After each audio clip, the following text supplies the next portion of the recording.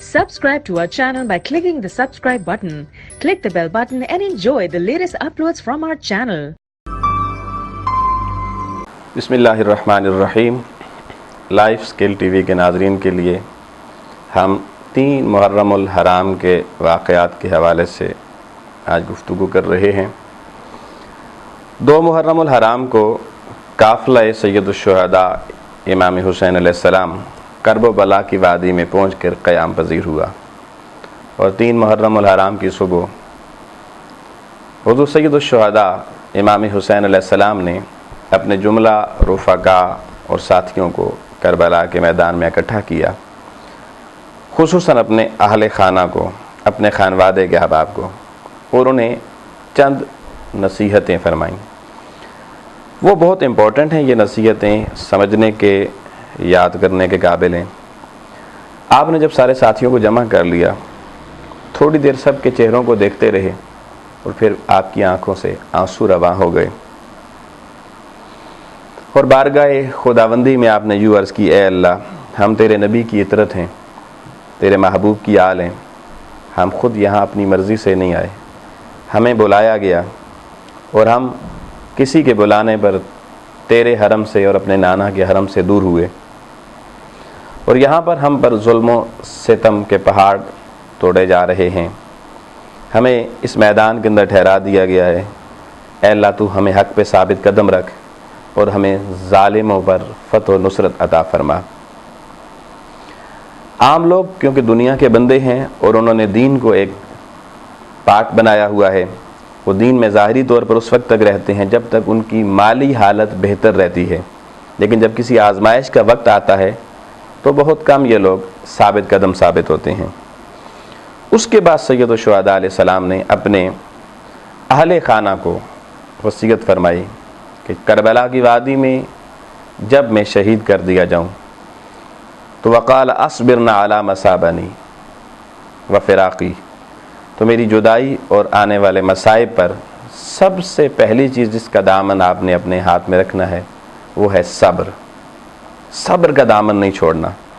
फिर फरमाया, व इज़ा अना मित्तु ला तलतुमना खद्दा वला तख़मिशना वजहन वला तनक़ुसना शअरन वला तसव्वदना सौबन वला तदउयन्ना बिवैलिन।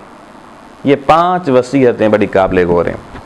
आपने फरमाया, ख़बरदार, अपने रुखसारों पर तमांचे नहीं मारना, अपने चेहरों पर नोचना नहीं है, अपने बालों को नहीं नोचना, अपने कपड़े नहीं फाड़ने और अपनी आवाज़ें बुलंद नहीं करनी। ये आपने 5 वसीयतें करबला के मैदान में अपने आले खाना और बीबियों को फरमाई और फिर खुसूसन अपनी बहन सैयदा ज़ैनब सलामुल्लाह अलैहा आपसे मुखातिब होकर फरमाया कि मेरी बहन ज़ैनब, तुम सैयदा फ़ातिमा ज़हरा की शहज़ादी हो और जैसा उन्होंने रसूलुल्लाह सल्लल्लाहु अलैहि वसल्लम की जुदाई पे सब्र किया था, आपने भी मेरी मुसीबत पर वैसे ही सब्र करना है। यहाँ पर एक ज़रूरी बात जो मैं अपने नाज़रीन के लिए समझता हूँ कि इसमें जो लफ्ज़ इस्तेमाल हुए फ़स्फ़क्कत वजहा, यही वो अल्फाज हैं जो हमारे कुछ दोस्तों ने इसका माना लिया कि इससे मुराद मातम करना है, अपना सीना पीटना है या चेहरा पीटना है। मैं मुख्तसर वक्त में सिर्फ अपनी उन्हीं साथियों के जो बुज़ुर्ग हैं उनकी कुछ कुतुब के हवाले से इस बात की वजाहत कर देना ज़रूरी समझता हूँ कि ये जो माना लिया जाता है और हज़रत सारा जो हज़रत सैयदना इब्राहीम अलैहिस्सलाम की ज़ौजा थी उनका हवाला दिया जाता है कि फ़सक्कत वजहा, कि उन्होंने जब उनको ये बशारत मिली कि उनकी गोद में सैयदना इसहाक़ अलैहिस्सलाम पैदा होने वाले हैं, तो अचानक जब उन्हें पता चला कि मैं हामला हो गई हूँ और ये बच्चा जनूँगी, तो उन्होंने अपने चेहरे पर या अपने गिरेबां पर यूँ अपने हाथ रखे, मारे। तो देखिए उन्होंने जी मातम किया। तफसीर साफ़ी, तफसीर बुरहान, तफसीर उलमान, फ़ुरूअ काफ़ी, ये सारी कुतुब जिन लोगों के बुज़ुर्गों की हैं वो इनको पढ़ें। इन कुतुब के अंदर इस हवाले से रवायात मौजूद हैं। हज़रत इमाम जाफ़र सादिक़ अलैहिस्सलाम से रवायत है کہ حضرت ابراہیم علیہ السلام کی عورت سارہ جو تھی وہ جماعت میں آئی اور جبریل امین نے حضرت اسحاق یعنی ان کے بیٹے ان کے پیدا ہونے کی بشارت دی، تو انہوں نے مارے شرم کے اپنے چہرے کو ڈھانپ لیا۔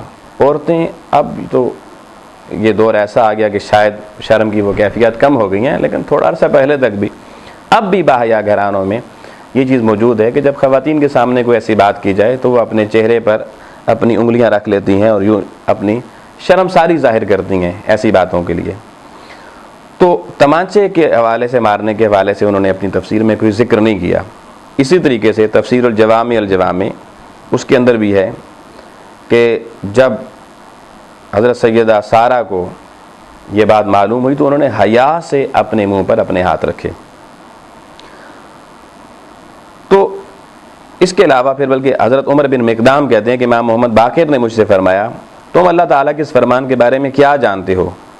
تو میں نے امام باقر علیہ السلام سے جو کچھ سنا ہے وہ فرماتے ہیں کہ عورتیں نیکی میں اللہ کی نافرمانی نہ کریں۔ میں نے عرض کیا حضور میں نے تو یہ بات نہیں سنی۔ تو امام باقر علیہ السلام نے فرمایا کہ رسول اللہ صلی اللہ علیہ وسلم حضرت فاطمہ الزہرا کو اپنے یہ نصیحت فرمائی تھی کہ جب میرا وصال ہو جائے تو اپنے منہ کو نہ نوچنا اور اپنے بالوں کو نہ کھولنا اور مجھ پر واویلا کر کے نہ پکارنا، یعنی مجھ پر نوحہ کرتے ہوئے کھڑی نہ ہونا۔ حضرت امام باقر علیہ السلام نے فرمایا کہ پھر نبی اکرم صلی اللہ علیہ وسلم نے حضرت فاطمہ کو فرمایا کہ یہ مطلب ہے معروف کا جو اللہ تعالیٰ نے فرمایا ولا یاسینک فی معروف۔ اللہ عز القیاس یہاں پر بہت سے ایسے حوالے ہیں جو دوسری کتب کے ہمارے دوستوں کی ہمارے پاس موجود ہیں۔